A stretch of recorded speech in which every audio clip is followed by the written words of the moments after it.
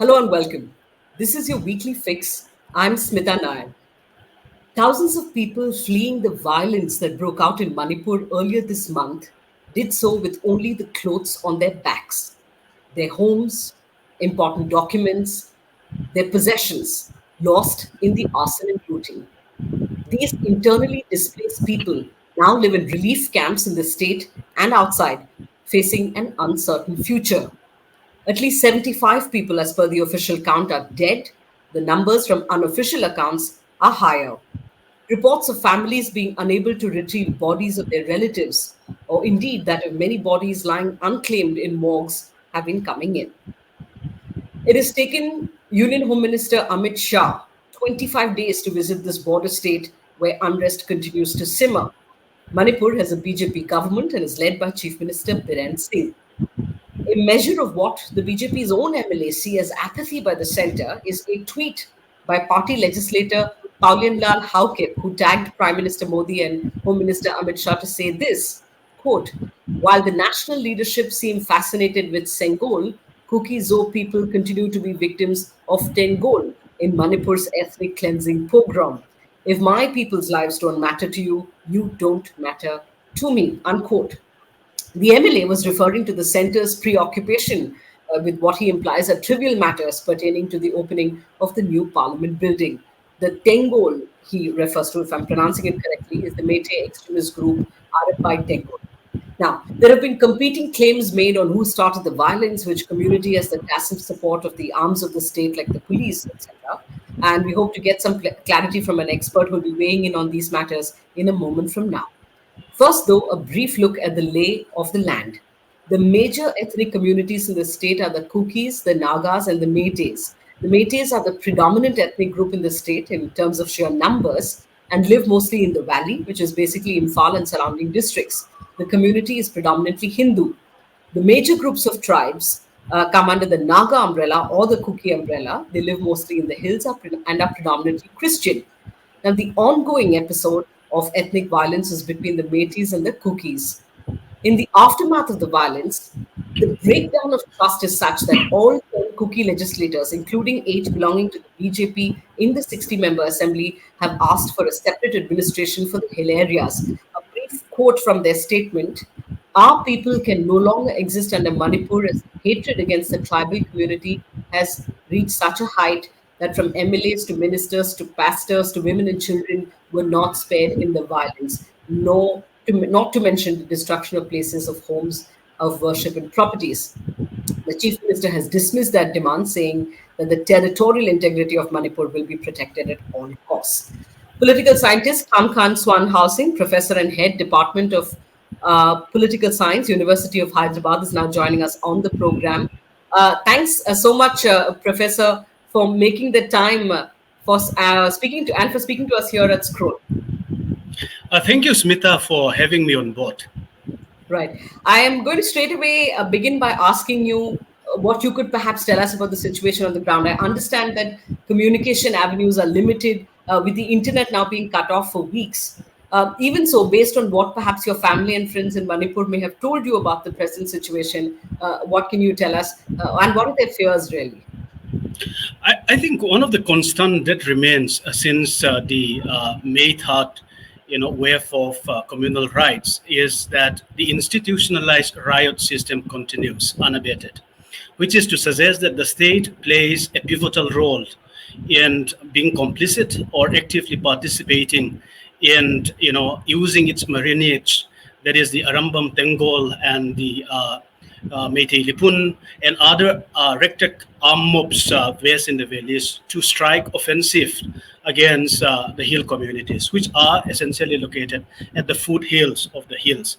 So that is to say that all these offensive attacks are in effect under the full, complicity of the state, which also suggests that there are retaliatory attacks against the state forces, backed up by these armed radical groups. So, which is to suggest that the specter of violence has escalated, the kind that you have seen in the last 2 nights prior to today, where you have extensive arson as well as, retaliatory killings in Kangpokpi areas as well as in Churachandpur around Kangvai Moirang areas. So the nature of the conflict does not change. Looks like the state has been actively participating in offensive strike against the communities, and this is amply clear in the kind of press statement that the chief minister released from time to time by targeting the Kukis, Kuki militants, who are purportedly in the Sioux, whose role remains very indistinct because you have a series of village defense forces, as it were, in different parts of the hills, which are now, zealously guarding their territories against such offensive strikes. So, in that sense, I think the nature of the raids remain more or less constant. The state continues to play very pivotal as well as active role in using marinage of its integrationist as well as majoritarian agenda by not being sensitive to the immense human tragedy that it unleashes on the hill areas. Professor, which of these two particular groups that you refer to as the instrument of the state in targeting the Kuki community, if I heard you correctly, could you tell us a little more about these two particular organizations? They are Meitei organizations, I assume. Sort of a little background about them and why you say they are being used as an arm of the state to target the Kukis. Yeah, you see, these two radicalized militant organization, namely Arambai Tengol, looks like has the patronage as well as the support of Lei Semba Sanazaba, who is the incumbent Rajya Sabha member. In fact, the Arambai Tengol is, in effect, an radical organization, which obviously do not have a website of its own, but it is clear from Facebook post as well as social media circulation that they have been consolidating in various parts of the valley areas by recruiting, supporters who are trained in martial arts as well as in the use of spear as well as the arrow, the insignia that the Tengol in effect encapsulates in that sense. So this arm organization, for example, has been very proactive in the recent wave of Tsingkaba, that is hills climbing, along with the Meitei Lipun. And Meitei Lipun is another very radicalized indigenous religious identity groups, which in effect had been mobilizing across the length and breadth of Manipur. If you look at the self-styled leader, Pramod Singh post, since around February. In fact, I have a clip of around 95 very highly incendiary posts that he posted in Facebook, and the most distinct of which is his post on 28th April, which is yet to be taken down, where he openly incited his followers to make enemy of our enemies, right? And to dry up the waters, cut down the hills, and the trees in the hills, and to openly, quote unquote, annihilate all our tribal brethren, which is a kind of incendiary speech which encourages followers to engage in genocidal attacks against the Kukis, who he branded over time as illegal immigrants, foreigners, so on and so forth. And what is interesting about these two arm organizations is that they inherit a very radicalized militant ideology, which more or less, in effect, echo chambers, the kind of militant ideology that some of these very radical Meitei militant organizations in the valleys, like the PLA, the PREPAC, or the RPF, in effect, had nurtured, since the late 1970s. And this radical organization, in effect, spearheaded routine boycotting of Indian Republic as well as Independence Day. So in that sense, the revival or restoration of this indigenous Sanamahit radical, idea has been responsible, for example, in replacing Meitei Mayak, which is, which in effect revived Meitei Mayak as an indigenous script in preference over the Bengali script, for example. And they have also been responsible, for example, in extensive boycotting of Bollywood films shows in the valley areas in the 1990s. And to that extent, I feel that these radicalized militant organizations who are now used by Biren Singh government for short-term electoral gain have, unleashed extensive violence which targeted a particular community called the Kukis Zo people, as it were. And you could all see how organized orgies of violence have unleashed extensive ethnic cleansing as well as genocidal attacks of the Kukis, as it were. Okay, and you're saying these two organizations continue to enjoy, at least the leaders continue to enjoy patronage by the Biren Singh administration. Yeah, the fact that they have patronage of the state is very clear because had it been a state in which you have law and order in place, Pramod Singh post would have in effect invited arrest and detention and prosecution under a very stringent unlawful activities prevention act, because it is a crime of the highest degree which is not permissible, in fact which foreground the whole spectacle of violence as well as genocidal attacks against the Kukis Zo communities that we have seen since 3rd May. So in that sense, I think without the complicity and active patronage of the state, such rogue elements in the society could not have been allowed, to remain scot-free till today. Okay. Professor, I want to sort of go back a bit beyond just what happened on 3rd May. Now, the dominant narrative, of course, in national media, particularly in television, has been what has been described as the proximate cause of the violence. That a rally was called by the All Tribal Students Union of Manipur on the 3rd of May. This was in response to a single judge bench of the Manipur High Court asking the state government to consider the Meitei community's inclusion in the scheduled tribe list, and the violence that ensued. Can you, though, Professor, place this ongoing episode of violence in sort of context for us? Not this particular what's called a proximate cause, but in better context. How did we get here, and who got us here? I think this has got to do with a long-term integrationist as well as majoritarian agenda of the state, which was aggressively pursued when Biren Singh government took power for the first time in March 2017. In fact, when he took over power, he was leading a very unstable government, because the BJP could only muster 21 seats against the Congress 28 seats. And by engineering defections, of 12 Congress MLAs, he had been able to cobble up a more or less, deeply insecure BJP-led government in 2017. And this is the context in which Biren Singh sought to build broader social as well as political coalitions across the state. And this is precisely where he come up with this rhetorical political project called Go to the Hills, as it were, to kind of launch a series of developmental packages which are centrally sponsored but customized in order to cater to a particular electoral constituency to shore up his electoral appeal as well as support across communities. So in that sense, by holding a series of cabinet meetings in the Hill District headquarters, as well as launching this set of developmental scheme, he has been successful in co-opting some of these blind tribal leaders.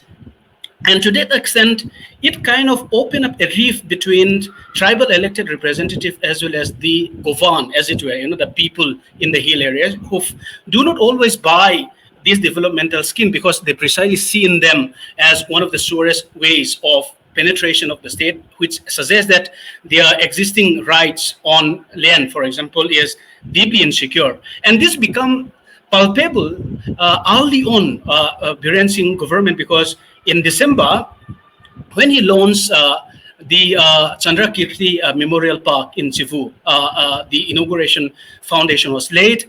I wrote about this in the Hindu, in effect, reminding Biren Singh that he should not stock up, all historical wounds if he were to walk the talk of his pet political project, that is Go to the Hills, which is, avoidably intended to bridge the gaps between the hills and the valleys, as it were. So, despite the fact that there were popular current of resistance and opposition to such integrationist as well as majoritarian push, Biren Singh succeeded in co-opting some of these pliable tribal political leaders as well as civil society organization leaders, and the kind of undercurrent of popular resistance and opposition was very well pronounced, which Biren Singh's government, in their obsession with this integrationist as well as majoritarian project, refused to see, right? So along with that, you have a series of sacralization project in the hill areas. And one of the things that become evident is that even in this controversial Chandrakirti Memorial Park, there was this Tangzing, the goat of the Meiteis, who was, who was allegedly, seen occasionally in the site in which the park is insurrected. So this particular site where Tangzing is in effect seen occasionally is now used as a supplement to declare that particular area as a protected site. Remember that the state government cannot declare tribal land for national for state purpose until and unless it's secured clearance from local traditional institution like village authority, which subsequently recommend the matter to the autonomous district council, and the council finally put the matter up for hill areas council, which eventually vet the matter and open up for legislation in the state. So in that sense, in all of these sacralization projects, it seems as if there is a hidden agenda to use sacralization project like the appearance of Tangzing in Chandrakirti Park as a ruse, to cement the whole of the state in declaring the area as protected site. And this similar sacralization project became evident recently in Kobru Hills, which is in Kangpokpi district in the northern part of the state, where again, Kobru Hills is supposedly, in the traditional seat of Lai Ningto, which is the principal god of the Meitei. So in that sense, in order to, again, declare the particular area as a protected site, which the tribal obviously see it as a ruse, an excuse of the state to snatch away, tribal lands, so that, the state's territorial ambit got expanded over time. And side by side, we have a series of development in the hills, whereby the Kukis people are targeted as illegal immigrants, as foreigners, as encroachers on protected forest, on reserve forest, on wildlife sanctuaries, and so forth. And the intent of the state is essentially to see that substantial portion of the areas that the Kukis inhabited today are state lands, which in effect is deeply problematic because it's not the state in the hill areas which is the owner of the land. In fact, it is the tribal communities, the chiefs, as it were, who are the owner of the land, until and unless there is established procedure followed in the acquisition or in the taking over of possession of those lands, whether it be forest areas under provision of the Indian Forest Act 1927, so and so forth. So using this pretext of the Indian Forest Act provision, the government of Manipur has recently launched a series of eviction drives in areas dominated by the Kukis communities. And this has in effect prepared the grounds for resistance as well as mobilization, which the tribal groups in effect, not only among the Kukis but also the Nagas, increasingly see as one of the pretexts that the state use in order to take away tribal lands. And that is precisely what the Hill Areas Committee, which is a statutory committee established under Article 371C of India's Constitution, in effect sought to neutralize by asking the state sometime in March 2021 that if the state did not declare these areas as protected forests, as reserve forests or wildlife sanctuary without vetting the matter to the Hill Areas Committee after 1972, which apparently seems to be the case in all of these recent eviction drives, then a new fault line open up, a new fault line of opposition open up. So if you can take into account all of these developments along with the allegation against the Kukis as poppy cultivators, drug lords, and so forth, the contestation seems to be on tribal lands. And this seems to be the common denominator around which a new politics of resistance, a new politics of political mobilization was woven around, which was unprecedented in its scale as well as appeal, which we never see in the hill areas.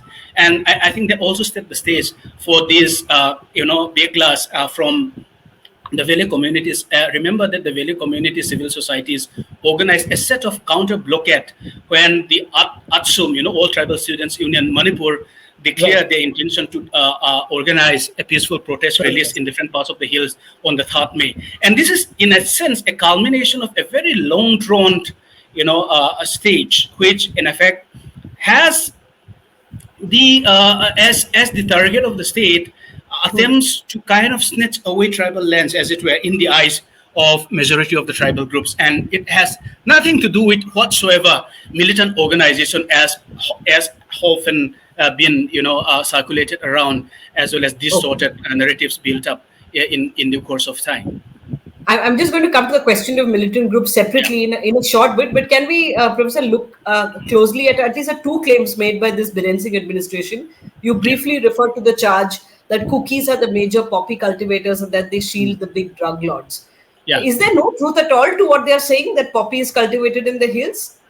The other question is that if poppy is indeed cultivated in the hills in the sort of large scale that it is alleged to have been, aren't these hills populated by both the Nagas and Kuki tribes? So why the belief that it is the Kukis that are involved in the poppy business and we don't hear so much about the Nagas? I think let us put this in historical context in order to make better sense, right? So the idea of this poppy cultivation is not something new, and which is exclusively the preserve of the Kukizo communities. Earlier, you have extensive poppy cultivation in the Naga-dominated areas in the 1980s and 1990s. Somehow it has been subsequently banned by the NSC and IM, right? And as a result of which, there is no trace of poppy cultivation which is practiced in the Naga Hills, as it were. But subsequently, you also have now a parallel as well as simultaneous poppy cultivation that Meitei militant organization, especially UNLF or PLA, undertook extensively on the other side of the Indo-Myanmar border. And it is known to all local stakeholders, if you talk to them, that there are extensive drug cartel, which in effect control not only the Indo-Myanmar borderland poppy cultivation, but also drug as well as arms running there. In effect, which also in effect put in context the kind of recent waves of poppy cultivation, which is a very recent phenomenon, precisely because, as you would see, that in the hill areas, Zoom cultivation over a prolonged period of time have reduced the fertility of the land, right? And as a result, the tribal cultivators find it economically more rewarding, if they engage in some of these lucrative, maybe short-term economic benefits. And the poppy cultivation, in that sense, offers a very lucrative, economic, viable proposition in that sense. But if you look at the statistics, as it were, which is available, look at, for example, the Superintendent of Police, Narcotics and Border Affairs, Government of Manipur report between 2017 and 22, you'll find that the Kuki teens who have been nabbed of this drug or poppy-related illegal drug trade is something like 824 against 367 Meiteis and 1,067 Meitei-speaking Pangals, which is a common reference used for the Muslim communities in Manipur, and others account for 180.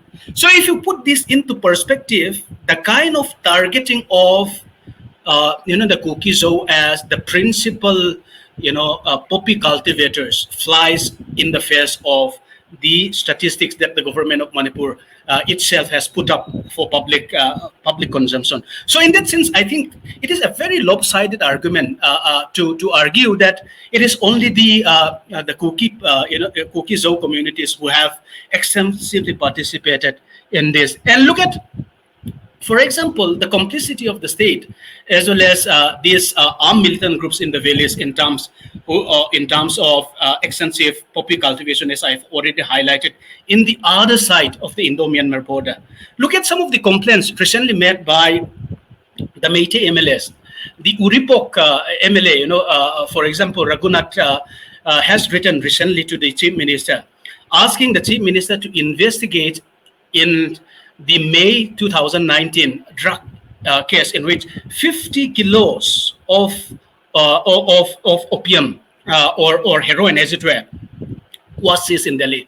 And the allegation is that they are influential cabinet ministers who, in effect, had the patronage as well as complicity of Biren Singh's government in masterminding very extensive hauling of drug cartels, so and so forth. So in that sense, it is a bit hypocritical on the part of Biren Singh to exclusively target the Kukis as if they are the only poppy planters or drug dealers in the state. It looks like that the majority drug lords, as it were, who fund and who in effect played a more pivotal role in sustaining this drug trade by linking up with the Golden Triangle and into the larger circuit of international drug trade, seems to be pointing at the militants based in the valleys with the complicity of the state rather. So in that sense, it's quite revealing. If you look at some of the instances in which the former police officer who contested in the last election unsuccessfully, Ms. Brinda, for example, who in effect also point fingers at the complicity of Biren Singh, especially in a major drug hold in Tengnopal district, right? So in that sense, I think the chief minister himself and his government is not, they are not at all clear, as well as their hands are not at all clean in all this very complex as well as very controversial contested allegations. So in that sense, I think we have to put this into perspective so that you have a more balanced and nuanced understanding of how drug cartels and poppy cultivation in the hills operate. And looks like the needle of suspicion and the major trading activities seems to have been the function of either the complicity of the state in connivance with major underground factions in the village, which have their sanctuaries in across the Indian border, as it were. Okay, let's then for the moment look at the claim that Kuki militants are responsible, at least for the latter part of the violence that we saw or that we're seeing play out in Manipur. Interestingly, the Chief Minister on the 15th of May had said that all arms of these Kuki organizations under the suspension of operations agreement are intact at their designated camps. Now, for the benefit of our viewers, in 2008, these Kuki militant groups had signed a suspension of operations agreement (SOO) with the government, confining their cadre to these designated camps. But Professor, now the state government is saying that 35 to 40 militants from these groups were armed with AK-47s and snipers. They were killing civilians, etc., and that they have been gunned down in what has been a crackdown on Kuki militants. I think this is a laughable proposition because it flies off the face of the ground reports, as it were. So, if you are a long-term, political analyst on the ground situation in Manipur, you'll find that the number of deaths reported in social media as well as local newspaper do not square up with the chief minister claim in the first instance, which essentially means that the chief minister has not meant his way from targeting the Kukis as the protagonist of this violence, as it were. So in that sense, it's a very false, distorted narrative which is deliberately built up for a very long period of time, and the central government should see through this dangerous political ploy that the chief minister is now toying with. Remember that as the violence escalated from Meitei, you have rectangle mobs on both sides, which in effect would use the proximate police stations armories. In fact, there are extensive reports of looting of armories both in the hills and the valleys. And very interestingly, out of the 7 police stations which are looted, in effect, only 1 police station was looted in the hill areas. And we do not have verifiable accounts of how many actually are looted for now. But there are evidence that there are asymmetrical access to arms looted both in the hills as well as the valleys, given that there are major concentration of police station, like you see the Manipur police training camp in Manipur, which is very proximate to Imphal, was looted more than 1,000, automatic rifles, AK-47, 2 mm mortars, so and so forth, seized already. And you see evidence of this being used against the Kukis in Kangpokpi as well as in the Kangvai, Churachandpur areas in the 2 previous nights. So in that sense, looks like this rectech mobs, with the connivance of the 2 armed radicalized organization that I have already alluded to, as well as the state police commando use brazenly to brutalize the foothill Kokizo communities, as it were. And when obviously there is a relentless attack, offensive against, the hill communities who do not have any support to rely on, they have to arm themselves, right? And given that much of this border, international border, lies proximate to Mizoram as well as to the Indo-Myanmar border, and now given that you have a very slash of armed threats which is booming across the border thanks to the military coup in Myanmar since February 2001, you could obviously see that there are possibility that the kind of violence would increasingly become more lethal. That's one side of the story. The other side of the story is that given that these armed ragtag mobs as well as radicalized organizations already have extensive licensed guns. Remember that in the run-up to this violence in February, March of this year, Biren Singh, collected all guns, flintlock guns from the hill chiefs on the pretext that they required re-examination or re-verification of their licenses.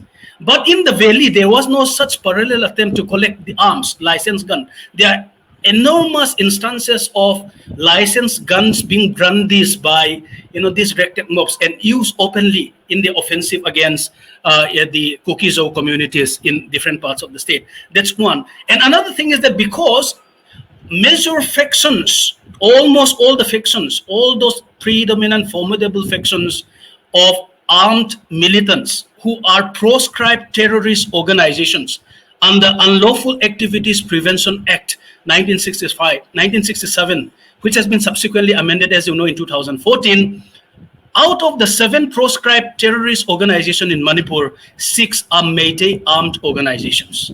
And there are credible reports that many of these armed organizations have, given aid to these ragtag mobs as well as this militant radicalized organization in arming them up.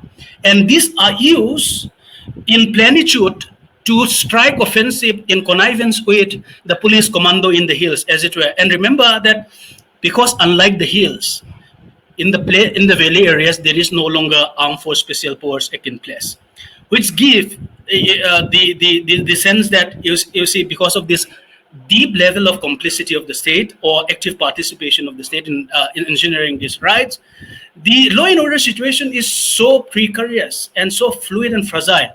And that is precisely what you'd see, that most of these so-called offensive are launched from the valley areas, and they are retaliatory strikes from the hills, as it were, to defend their well-guarded territory, which has become more or less, distinctly separate. There is clearly a total separation of settlement between the valley as well as hill communities, more or less by now, given the extensive scale of, writing as well as ethnic cleansing that happens for the last almost 4 weeks now.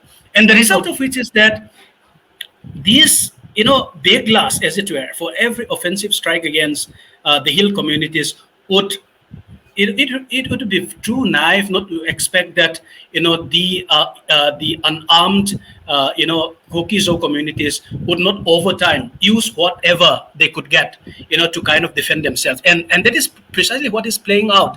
And very unfortunately, Biren Singh tried to build a false narrative, given that Amit Shah is now in Manipur, and given that in the last 2-3 days the chief of army staff was Manipur, to give a political messaging that this rioting or institutional a very organized attack against the Meiteis was the function not of the valley militant groups or the complicity of the state, but of the handiwork of the SU, suspension of operation groups, which are literally more or less unarmed over a very period of time. It would not be surprising, therefore, to see that this scale of violence and intensity have also opened up a new fault line or a new avenues of rearming, the rather deactivated, Sioux parties to the tripartite agreement that Government of India, State Manipur, as well as these various organizations signed over time. Okay, what you're saying is also in line with the statement that was put out by a group of tribal organizations on this sort of arming, as you said, of the Kuki community on the foothills in face of attacks that they're facing. Just two quick questions, Professor, to close. One dominant narrative that one has read or one has witnessed on online and on television channels, is that whatever may be the cause, whoever maybe have been complicit in fanning this violence or providing support of a state arm like the police, at the end of the day, both Kukis and Meiteis have suffered equally in this. It, it- and that those who say that this is a sort of one-sided ethnic cleansing are invalidating the experience of Métis in some of these hill regions, that they too have suffered losses that are equal to that of the Kukis. Yeah, I think a nuance should be in order here. In fact, this extensive rioting that happens, the extensive scale and intensity of this violence have also busted the myth that the Meiteis have had this long-standing grouse against the hill communities, that they are not allowed to have ownership of lands in the hill areas. The extensive flushing out of Meitei settlements in the hills reinforce the fact that this is a largely distorted narrative that is built around. In fact, de facto, at least, it's these writings or extensive violence suggest that there are extensive settlement of the valley communities in the hill already, and which in effect also reinforce the manipulative tendencies of the dominant communities to subvert existing sub-state constitutional asymmetric arrangement. So that's one. The second thing is, as you have rightly pointed out, let us remember that civil wars is like nuclear wars, mutually assured destruction. Nobody is going to gain or win in the final analysis.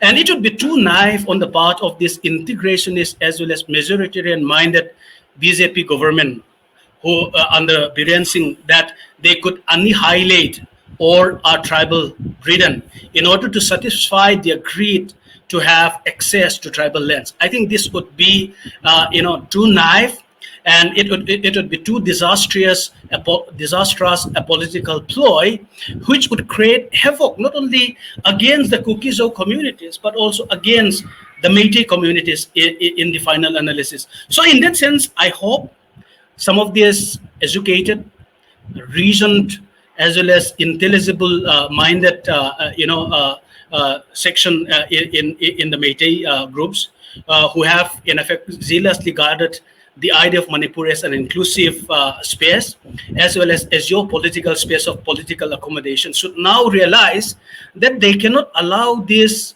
Biren Singh government to play with fire, because in the ultimate analysis, it is the larger society on both sides which suffer and is likely to be deeply bruised beyond recognition. And I think that is precisely where I hope that good sense prevail, reason debate happens, and that the central government also realize that it is too dangerous and risky to play with human lives, as well as extensive destruction of property, as well as land titles. And the central government should act fast.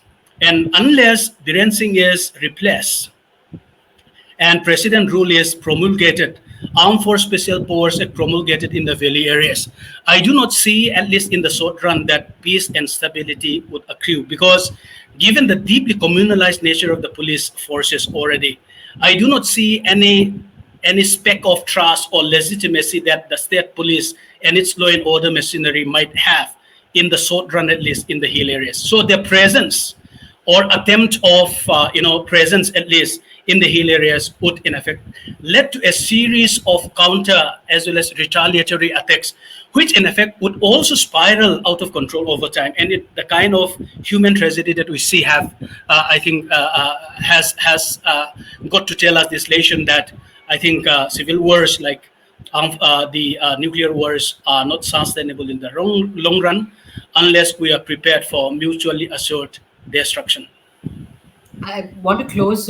If you could give me a brief answer to this one, Professor, on apart from the points that you made right now in this last answer, the way forward in terms of strengthening perhaps the district councils and giving them sixth schedule status. Is that the way forward? Is that possible? Is it desirable? You see, I have written about this in my Hindu piece, as well as in the Queen piece, which should be coming up today. That the kind of institutional architecture or blueprints that we envisage for salvaging the idea of Manipur as an inclusive space or geopolitical space of accommodation is to learn lessons from some of these deeply divided societies in Canada, in Belgium, or Netherlands, or in Switzerland, where societies are deeply polarized and deeply divided. And since there is no overlapping consensus possible in those deeply divided societies, they learn the art of recognition and genuine accommodation of territorially mobilized minority groups. And that is precisely what explains why these deeply divided societies have been able to hold for centuries.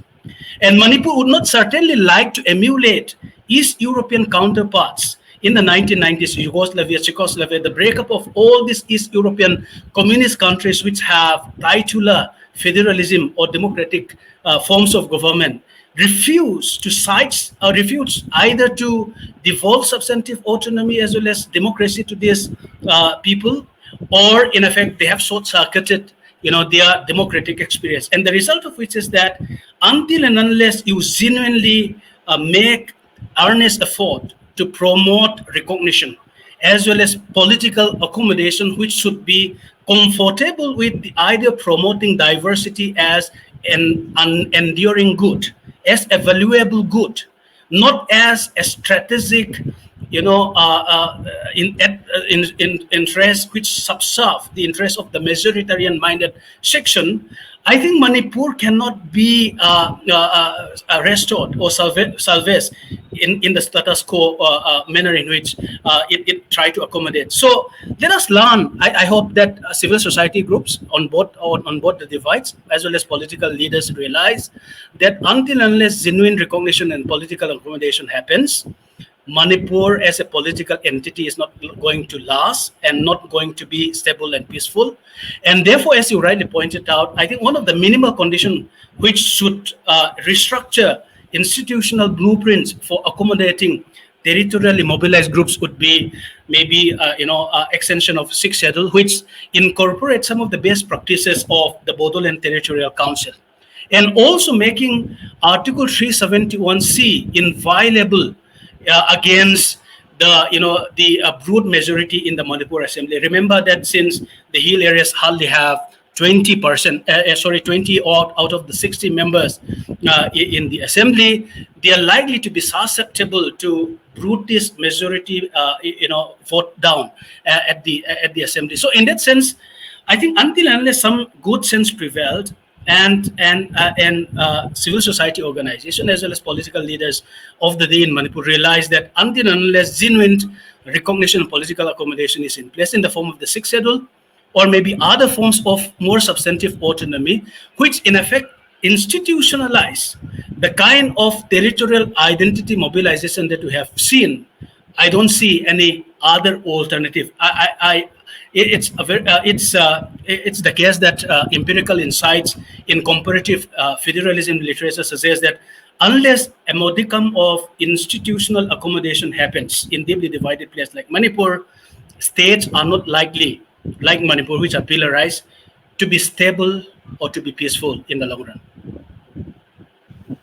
On that dire note, Professor Swan, thank you for your insight and for your time, sir. Thank you. Thank you so much, Smitha.